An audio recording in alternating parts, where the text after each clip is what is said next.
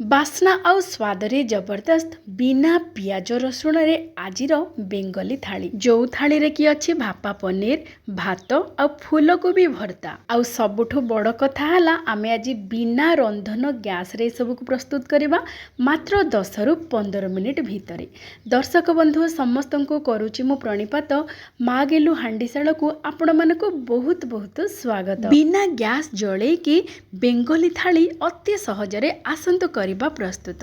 ଦର୍ଶକ ବନ୍ଧୁ ଆମେ ପ୍ରଥମେ ଭାପା ପନିର ପାଇଁ ନେଇଯିବା ପନିର। ମୁଁ ଏଠି ନେଇଛି ପନିର, ଦେଖନ୍ତୁ ପନିର ଘର ତିଆରି ପନିରକୁ ଆପଣମାନେ ଯଦି ରଖିବାକୁ ଚାହୁଁଥାନ୍ତି 2-3 ଦିନ ପାଇଁ, ତାହେଲେ ଏମିତି ଗୋଟେ ଟିଫିନରେ କିମ୍ବା ଗୋଟେ ଡବାରେ ପାଣି ଭରି କରିକି ରଖିବେ, ଯାହାଫଳରେ କି ପନିର ବହୁତ ଦିନ ପୁରା ସତେଜ ହେଇକି ରହିବ, ବିଲକୁଲ ଖରାପ ହେବନି ଜଲ୍ଦି। ଏବେ ଆମେ ପନିରକୁ ଛୋଟ ଛୋଟ ଖଣ୍ଡ କରିକି କାଟିଦେବା। ଭାପା ପନିର ଖାଇବାକୁ ବହୁତ ବଢ଼ିଆ ଲାଗେ। ବିନା ପିଆଜ ରସୁଣରେ ଆପଣମାନେ ପ୍ରସ୍ତୁତ କରିବେ, ଏମିତିକି ଓଷାବାର ଦିନରେ ବି ଖାଇପାରିବେ। ଆଉ ଭାପା ପନିର ବି ବହୁତ ଶୀଘ୍ର ପ୍ରସ୍ତୁତ ହେଇଯିବ, ବେଶୀ ସମୟ ବିଲକୁଲ ଲାଗିବନି। ଏଠି ଆମେ ଦେଖନ୍ତୁ ପନିରକୁ ଛୋଟ ଛୋଟ ଖଣ୍ଡ କରିକି କାଟିଦେଲା ପରେ ତାକୁ ଟିକେ କଡ଼କୁ ରଖିଦେବା। ଏବେ ଆମେ ଗୋଟେ ଗିନାରେ ନେବା 1 ଚାମଚ ସୋରିଷ ତେଲ, ସ୍ୱାଦ ଅନୁସାରେ ଦେଇଦେବା ଲୁଣ, ଆଉ ଅଳ୍ପ ଟିକେ କାଶ୍ମୀରୀ ଲଙ୍କା ଗୁଣ୍ଡ, ଆଉ ଅଧା ଛୋଟ ଚାମଚ ହଳଦୀ ଗୁଣ୍ଡ। ଏଇସବୁକୁ ଭଲ ଭାବରେ ଗୋଳେଇ ସାରିବା ପରେ ଆମେ ଯେଉଁ ପନିର ରଖିଥିଲେ ସେ ପନିରକୁ ଦେଇକି ଟିକେ ଭଲ ଭାବରେ ଗୋଳେଇ ଦେବା। ଆପଣମାନେ ଚାହିଁଲେ ଆକୁ ଭାଜି ପାରିବେ ଟିକେ ହାଲକା କରିକି, କିନ୍ତୁ ଯେହେତୁ ଆଜି ଆମେ ଗ୍ୟାସ୍ ଜଳେଇବାନି ବିଲକୁଲ, ସେଥିପାଇଁ ଆମେ ଆକୁ ଭାଜିବାନି। ଏମିତି ମ୍ୟାରିନେଟ୍ କରିକି ବା ଗୋଳେଇକି ରଖିଦେବା 10ରୁ 15 ମିନିଟ୍ ପାଇଁ ଘୋଡ଼େଇକି, ଯାହାଫଳରେ କି ପନିର ଆଉ ବିଲକୁଲ ଫିକା ଲାଗିବନି। ଲୁଣ, ଲଙ୍କାଗୁଣ୍ଡ, ହଳଦୀ ଗୁଣ୍ଡ ସହିତ ସୋରିଷ ତେଲ ଭଲ ଭାବରେ ଲାଖିକି ରହିବ। ଏଠି ଆମେ ଭାପା ପନିର ପାଇଁ ମସଲାରେ ଆମେ ନେଇଛୁ ଏଠି 1 ଚାମଚ କଳା ସୋରିଷ, 1 ଚାମଚ ହଳଦିଆ ସୋରିଷ, 1 ଚାମଚ ନେବା ପୋସ୍ତ, ଆଉ ନଡ଼ିଆ ଛୋଟ ଛୋଟ ଖଣ୍ଡ କରିକି 2ରୁ 3 ବଡ଼ ଚାମଚ। ତା ସହିତ କଞ୍ଚା ଲଙ୍କା ମୁଁ ଏଠି ନେଇଛି 2ଟି, ଆପଣମାନେ ରାଗ ହିସାବରେ ନେବେ ଯେତିକି ରାଗ ଖାଉଥାନ୍ତି।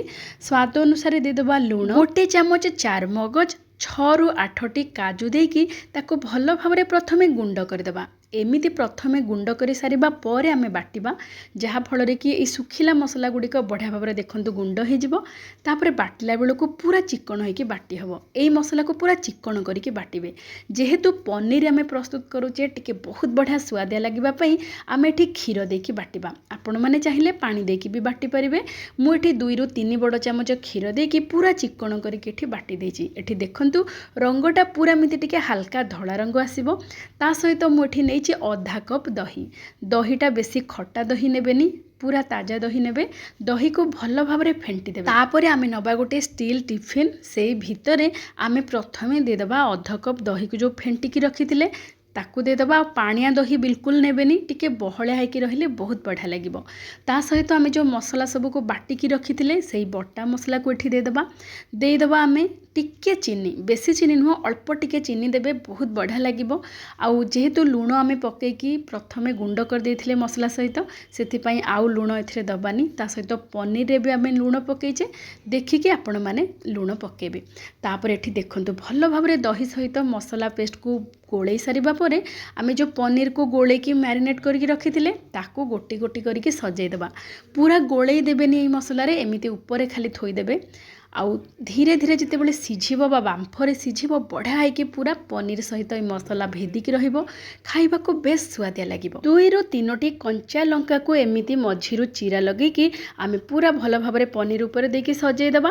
ତାପରେ 1 ଚାମଚ ସୋରିଷ ତେଲ ଦେଇଦେବା, କଞ୍ଚା ସୋରିଷ ତେଲ ଦେବା। ଏଇ ଟିଫିନକୁ ଆମେ ଘୋଡ଼େଇକି ରଖିଦେବା। ଏଠି ଦେଖନ୍ତୁ ଆମେ এই ଭାପା ପନିରକୁ ଫୁଲକୋବି ଭର୍ତ୍ତା କେମିତି ପ୍ରସ୍ତୁତ କରିବା ବିନା ଗ୍ୟାସ୍ ଜଳେଇକି ଦେଖନ୍ତୁ। ଏଠି ମୁଁ ନେଇଛି ଇନଷ୍ଟାକୋପା 3-in-1 ମଲ୍ଟି କୁକ୍ କେଟଲ, ଯେଉଁଥିରେ କି ଆମେ ବଏଲିଂ କରିପାରିବା ଆଉ ଷ୍ଟିମିଂ ବି ଏକା ସାଙ୍ଗରେ କରିପାରିବା। ଏଥିରେ ରାନ୍ଧିବା ବହୁତ ସହଜ ଆଉ ବହୁତ ଶୀଘ୍ର ମଧ୍ୟ ପ୍ରସ୍ତୁତ ହେଇଯିବ। ଏଠି ଯେଉଁ ଦେଖୁଛନ୍ତି ଗୋଟେ ସୁଇଚ୍ ଅଛି, ସେଥିରେ ଆମେ ଆଡ଼ଜଷ୍ଟ କରିପାରିବା ଟେମ୍ପରେଚରକୁ, ଲୋ ଆଉ ହାଇ କରିପାରିବା, ବନ୍ଦ ବି କରିପାରିବା ଏଇ ସୁଇଚ୍ରେ। ଆଉ ଏଠି ଦେଖନ୍ତୁ ଷ୍ଟିଲ୍ର ଗୋଟେ ବେସ୍ ଅଛି, ସେଥିରେ ଆମେ ପ୍ରସ୍ତୁତ କରିପାରିବା ଯେତେ ସବୁ ବଏଲିଂ ଜିନିଷ, ଯେମିତିକି କ୍ଷୀର ସିଝେଇବାଠୁ ଆରମ୍ଭ କରିକି ଚା, କଫି, ତରକାରୀ, ଭାତ, ଏଇସବୁ ବହୁତ କିଛି ରେସିପି ପ୍ରସ୍ତୁତ କରିପାରିବା। ଏଠି ମୁଁ କ'ଣ କରିଛି ନା କୋବିକୁ ଟିକେ ବଡ଼ ବଡ଼ ଖଣ୍ଡ କରିକି କାଟିକି ଦେଇଦେଇଛି, 2ଟା ଟମାଟୋ, ଲୁଣ ଆଉ ଏଇ ବୋଲକୁ ଅଧା ପାଣିରେ ମୁଁ ଭରି ଦେଇଛି। ତାର ଠିକ୍ ଉପରେ ଦେଖନ୍ତୁ ଗୋଟେ ଷ୍ଟିମରଟେ ରଖିଦେଇଛି, ଆଉ ତାର ଭିତରେ ଆମେ ଯେଉଁ ଭାପା ପନିର ପାଇଁ ଟିଫିନକୁ ରେଡ଼ି କରିକି ରଖିଥିଲେ ସେ ଟିଫିନକୁ ରଖିଦେବା। ଆଉ ଏ ଟିଫିନକୁ ଘୋଡ଼େଇକି ରଖିବା, जहाँफल कि पानी बा स्टीम होकर जो पानीटा आसो ये टिफिन भितर को आईपारनि। शेष में ये केटल रे थिबा ग्लास रो ढांकुणी को देदेबा। एमिति आपण माने सब रेडी कर सारिबा परे प्लग को कनेक्ट करदेवे। आउ देखंतु ये जो स्विच टी अच्छी से स्विच रे आमे टेम्परेचर लो भी करि परिबा हाई करि परिबा आउ स्विच ऑफ मध्य करि परिबा। प्रथमे मु हाई टेम्परेचर रे दे देबी जहाँ फल रे कि फूलकोबी और टमाटो आमे जो पानी रे पके से बढ़िया भाव में फुटी जिवो। जेते बढ़िया रे फुटिबो स्टीम सेते बढ़िया रे बाहरिबो आउ बढ़िया भाव में भापा पनीर भी स्टीम हे जिवो। सेही भितरे प्रथमे गोटे मिनिट पई आमे दे देबा हाई टेम्परेचर रे। एठी मु आपण मानकु देखैबा पई पनीर को टिके काढी देछि। एठी देखंतु मात्र गोटे मिनिट हमरो हाई टेम्परेचर रे रहिबा फल रे देखंतु केमिति धीरे धीरे फुटिबा को लागलानी पानी। आउ 1.5 मिनिट परे देखिबे बढ़िया भाव में बांफ आसी जिवो। 1.5 ରୁ 2 मिनिट रे पूरा पानी टकमक होइकी फुटी जिवो। एठी एमिति देखंतु 1.5-2 मिनिट हे गलानी आउ केते सुंदर भाव में बढ़िया भाव में फुटुची आउ केते बढ़िया रे देखंतु स्टीम होची। एठी देखंतु केते बढ़िया रे पूरा टकमक होइकी फुटुची। एथिरे रोषे करबा बहुत सहज ता सहित बहुत शीघ्र मध्य प्रस्तुत हे जिवो। एठी देखंतु मो भापा पनीर टिफिन टाको काढी देछि ढांकुणी आपण माने देखिबे बोली एबे ढांकुणी लगेई कि एबे हमें कोन करबा ना जो हाई टेम्परेचर देथिले 2 मिनिट एबे हमें ताको लो टेम्परेचर कर देबा। लो टेम्परेचर करिकि मात्र 7 मिनिट पई छाडी देबा। सेमिति धीरे धीरे हमर कोबी आउ जो टमाटो बढ़िया भाव में सिझी जिवो आ भापा पनीर को मध्य स्टीम बढ़िया भाव में आसी जिवो। एठी देखंतु कंप्लीटली 8 ରୁ 9 मिनिट भितरे आमर प्रस्तुत हे जिवो।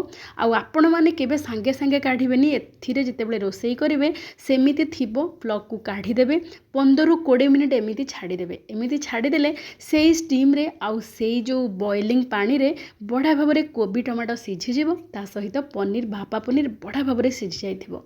एठी देखंतु मु प्रथमे 8 ରୁ 9 मिनिट बढ़िया भाव में ताकू सिझेई देथिली तापरे 15 मिनिट छाडी देथिली। एठी देखंतु केते बढ़िया भाव में फूलकोबी सिझी जाइछि। एबे आमे ताकू भल भाव में टिके चकटी देबा। जेहेतु आमे फूलकोबी भर्ता प्रस्तुत करिबा सेथिपई फूलकोबी को टिके चकटी देबा आउ टमाटर चोपा मध्य छड़ेकी ताकू छोट छोट खंड करिकी काटी देबा। साधारणतः भर्ता पियाज रसुण बिना अधा अधूरा किंतु जेहेतु मु पियाज रसुण खाएनी सेथिपई मु आकु बिना पियाज रसुण रे प्रस्तुत करूची।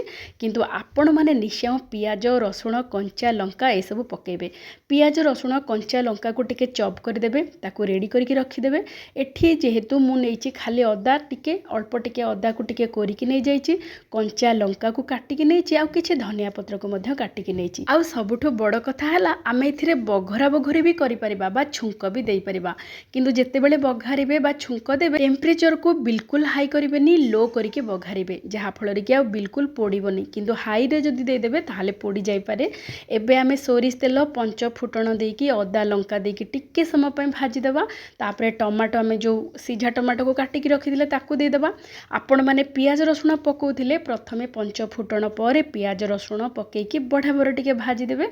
तापरे टमाटो को देकी फूलकोबी चकटा एठी दे देबे। स्वाद अनुसार लूण आ धनिया पत्र कटा देकी बढ़िया भाव में मात्र 2 मिनिट पय मिसै देबे।